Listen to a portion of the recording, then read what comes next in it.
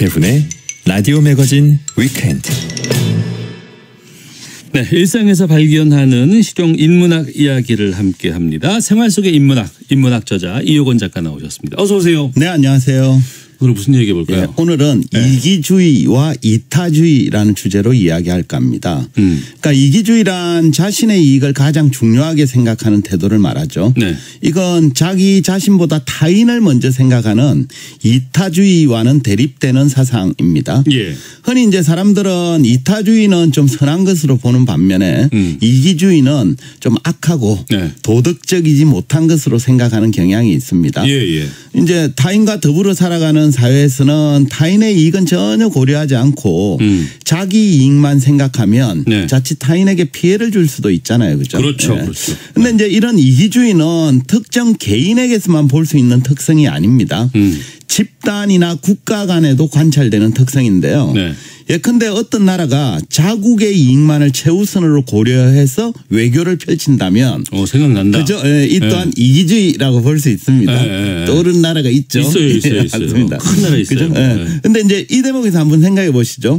가진 게 많은 사람과 가진 게 적은 사람 중에 이기주의적 태도를 더 많이 보이는 쪽은 누구일까요? 가진 게 많은 사람과 적은 것 중에 그거를 판단하는 기준이 그 많다 적다 가진 게 많다 적다 이걸로는 좀 안 되는 거 아닌가? 근데 많이 가진 사람들이 더 많이 가지려고 막 하고 뭐 이런 거는 할 때도 많이 봤어요. 있죠. 맞습니다. 그러니까 우리가 상식적으로만 생각하면 많이 가진 사람은 이미 가진 게 많기 때문에 좀 이타적으로 행동하고 적게 가진 사람은 가진 게 적어서 이기적으로 행동할 것 같지만 실제로는 그런 경향이 있는지는 분명치 않습니다. 그렇습니다. 뭐 말씀하신 대로 큰 재산을 갖고도 더 많이 가지려고 이기적으로 행동하는 사람이 있는가 하면 있는 것들이 그렇죠. 더해. 그죠. 맞습니다. 겨우 입에 풀칠할 정도로 가난한 사람이 그것마저 나누어서 이웃을 돕는 경우도 있거든요. 그러니까 말하자면 가진 것의 많고 적음은 이기주의 또는 이타주의 태도와는 별 관련이 없습니다. 하지만 그 대체 왜 가진 게 많은 사람조차 남들에게 좀 안 좋은 시선 또는 손가락질을 받아가면서까지 이기주의적 태도를 보이는 걸까라는 건 좀 생각해 볼 필요는 있을 것 같아요. 왜 그럴까요? 가진 게 많은 사람이 이기주의적 태도를 보이는 걸. 못 배워서 그래요. 그런가요? 제대로 잘 배워야 돼요, 사람이. 그렇죠? 진짜. 뭐 그렇게 볼 수도 있고 그죠. 철학자 에릭 프롬은 자유로부터의 도피라는 책에서 이기주의의 배경이나 심리 상태를 이렇게 설명하고 있는데 한번 들어보십시오. 이기주의는 탐욕의 일종이다.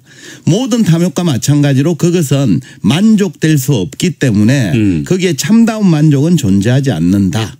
잘 관찰하면 이기적인 인간은 항상 불안하며 언제나 자기 일만 생각하고 있지만 결코 만족하지 못한다. 언제나 불안해하며 충분히 얻지 못한다는 의구심, 또 무엇인가를 잃어버렸으며 또 빼앗길지도 모른다는 두려움에 쫓기고 있다. 그는 자기보다 더 많은 것을 가졌을지도 모르는 사람에 대한 타는 듯한 시기심에 스스로를 닥달한다. 그러니까 프롬에 따르면 이기주의는 탐욕과 불안, 두려움과 시기심의 산물입니다. 그러니까 이기주의자는 탐욕 때문에 현재 가진 것에 만족을 모르죠. 그래서 끝없이 뭔가를 더 가지려고 합니다. 또 그러한 배경에는 자기가 가진 것을 빼앗길지도 모른다는 두려움, 또 자기보다 많이 가진 사람에 대한 시기심 등이 복합적으로 작용하고 있는 상태라는 거죠. 그러니까 좀 내려놓으면 참 마음이 편할 텐데 그렇죠. 그 안 되니까 만족도 모르고 불안하고 불안정한 심리 상태에 놓인다. 네, 맞습니다. 그러니까 당연한 말이지만 이기주의자는 현재 자신이 가진 것에 만족을 모르기 때문에 남을 생각하고 배려할 여유조차 없는 거죠. 그래서 이타주의라는 개념 자체를 생각하지 못합니다. 또 그러니까 이기주의자는 자기 앞가림도 못하는 처지라고 볼 수 있죠. 따라서 누군가가 좀 이기주의적 행동을 하면 너무 부정적으로만 바라보기보다는 그 사람에 대해서 좀 측은지심을 가져야 되지 않을까. 저는 측은하지는 않아요. 부정적으로 볼래요. 어쨌든 그런 상태입니다. 또 그는 어쨌든 현재 자기 상태에 만족하지 못하고 또 두려움과 시기심으로 고통받고 있는 상태다라고 보시면 됩니다. 그래서 고통받고 있는 사람이다. 그렇죠. 그러니 측은함으로 봐라. 그렇죠. 맞습니다. 이타주의자는. 예. 이타주의자는 뭐 자기 이익보다는 타인의 이익을 우선시하죠. 실천윤리학의 거장인 철학자 피터 싱어는 이타주의를 진정한 윤리적 태도다라면서 이렇게 주장하고 있습니다. 예. 들어보십시오. 윤리적으로 사는 것은 곧 자기의 이익을 초월하여 생각하는 것이다. 윤리적으로 생각할 때 우리들 각자는 나름대로의 필요와 욕구를 가지고 있는 여러 존재 중 한 사람에 불과하다.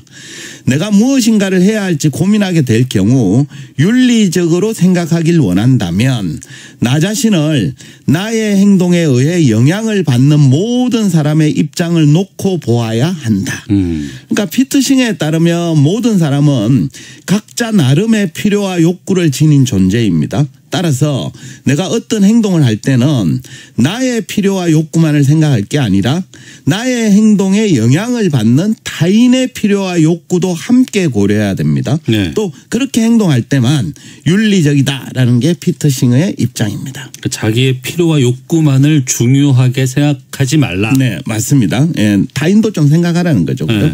심지어 피터 싱어는 이렇게도 주장합니다. 윤리적인 사고의 가장 근본적인 단계는 내 친구의 이익뿐만 아니라 내 적의 이익도 내 가족의 이익뿐만 아니라 낯선 사람의 이익도 고려하는 것이다. 그러니까 피터 싱어가 말하는 타인이란 나와 이해관계에 얽혀있는 사람만을 의미하지 않습니다. 네. 그러니까 내 친구나 내 가족뿐만 아니라 나의 적과 또 생면부지의 낯선 사람까지 포함하는 개념이에요. 예컨대 어떤 기업에서 온실가스 배출을 줄이기 위해서 당장 탄소 저감 장치를 설치해야 하는 상황입니다. 네. 하지만 비용이 너무 많이 들어서 도입을 망설이고 있어요. 근데 마침 국가에서도 해당 기업의 처지를 알고 있는지 별다른 처벌을 하지 않고 대충 넘어가 주려고 하고 있습니다. 이런 상황이라면 그 기업이나 국가의 태도를 윤리적이다라고 볼 수 있을까요? 아, 그건 윤리적으로 볼 수 없어요. 그렇죠. 네. 맞습니다. 그러니까 피터 싱어는 그 상태는 비윤리적이다라고 비판을 했을 겁니다. 그런 행동은 다른 나라의 이익, 특히 탄소를 거의 배출하지 않는 나라, 좀 가난한 나라일수록 덜 배출하고 있거든요. 그 가난한 나라의 국민들의 이익을 고려하지 않는 결과이기 때문입니다.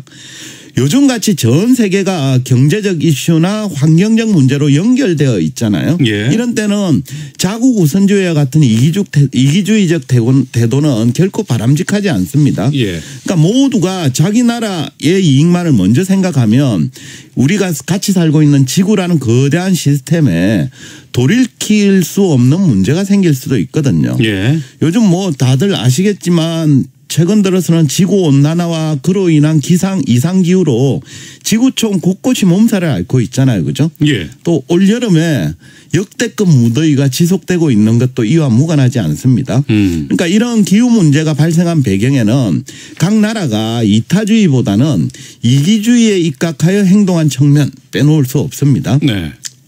또 한편 우리가 이제 이기주의와 이타주의에 대한 논의를 할 때 빼놓을 수 없는 주제는 이기주의와 이타주의가 분명하게 구분되는가 하는 점입니다.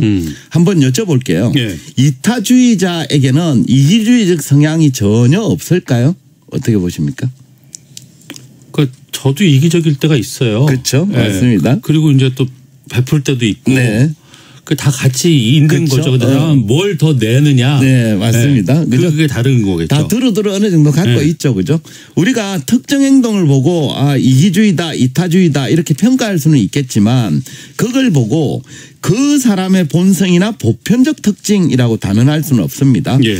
이타주의적 행동의 배경에는 이기주의적 동기나 목적이 들어있는 경우가 많기 때문입니다. 철학자 니체는 이기적 행동이나 이타적 행동은 구분할 수 없다라면서 이렇게 주장하고 있습니다. 예. 결코 어떤 사람도 단순히 다른 사람을 위하여 이게 이타주의죠. 단순히 다른 사람을 위하여 개인적인 어떤 동기도 없이 어떤 일을 한 적은 없었다. 그러니까 니체는 이타주의처럼 보이는 행위도 개인적 동기가 숨어 있다고 보는 거죠. 네. 가령 어떤 사람이 불우이웃을 돕기 위해 꽤 많은 돈을 기부를 했습니다. 네. 당연히 이런 행동은 칭찬받아 마땅하죠. 그렇죠. 하지만 그렇다고 그의 행위가 아무런 개인적 동기가 없었다고 볼 수는 없습니다. 그러니까 그 사람은 다른 사람이 자기를 멋진 사람으로 보아주기를 희망했을 수도 있고 또 그게 아니면 스스로 나는 남을 도울 만큼 괜찮은 사람이야 라면서 자기 위안을 얻을 수도 있습니다. 말하자면 순수한 이타주의자는 없으며 우리 모두가 이기주의자에 속한다라고 봐도 크게 틀리지 않습니다. 그 부분이 있는 게 네. 이제 모든 사람들은 이기주의적인 마음과 이타적인 마음을 동시에 갖고는 네. 있어요. 네. 다 있다고는 치더라도 실제로 남을 위해 돕는 사람, 네. 적극적으로 행동을 하는 사람이 있는가 하면 그거보다는 자기 이익만을 위해서 더 많이 행동한 사람이 있잖아요. 네. 그건 구분을 해야죠. 좋은 지적입니다. 네. 말씀하신 대로 맞고요. 사실 우리가 이기주의와 이타주의를 도덕적 행위로 판단하는 건 적절하지 않은 것 같아요. 그러니까 모든 행위에는 이기적 동기가 들어있는 경우가 많기 때문인데요. 철학자 마크 롤렌저도 사람은 필연적으로 이기주의자라고 인정을 했습니다. 네. 하지만 롤렌저는 이기주의자를 두 부류로 구분을 했는데요. 그 사람 표현으로는 멍청한 이기주의자와 합리적 이기주의자로 구분됩니다. 네. 여기서 이제 멍청한 이기주의자는 가능한 모든 수단을 동원해서 자신이 원하는 바를 얻으려고 하지만 그 과정에서 타인과의 협력이나 배려는 일절하지 않는 사람을 얘기를 해요. 그러니까 자기 이익만 생각할 뿐 타인의 이익이나 처지는 전혀 고려하지 않습니다. 예. 이런 사람들만 이제 모여 있으면 토마스 홉스가 말한 만인이 만인을 상대로 싸우는 투쟁 상태에 놓이게 되죠. 그러니까 우리 사회가 되게 각박해집니다. 이 상태에서는 모두가 자기 이익을 위해 타인과 싸우거나 죽이려 들기 때문에 네. 나 자신조차도 한시도 마음을 놓을 수 없는 상태가 되는 거죠. 멍청한 이기주의자. 그렇죠. 맞습니다. 합리적인 그렇죠? 이기주의자. 그러니까 이제 반대로 합리적 이기주의자는 네. 물론 자기 이익을 생각합니다. 예. 하지만 훨씬 영리하게 문제를 다뤄요. 그러니까 합리적 이기주의자는 다른 사람과 협력을 하면 원하는 것을 내가 더 많이 얻을 수 있다는 사실을 잘 압니다. 그래서 네. 상대방한테 자기 고집만 내세우지 않고 일정 부분 양보도 하고 협력을 이끌어내죠. 그래서 롤렌저는 멍청한 이기주의자가 되지 말고 합리적 이기주의자가 되어야 된다 하면서 이렇게 얘기합니다.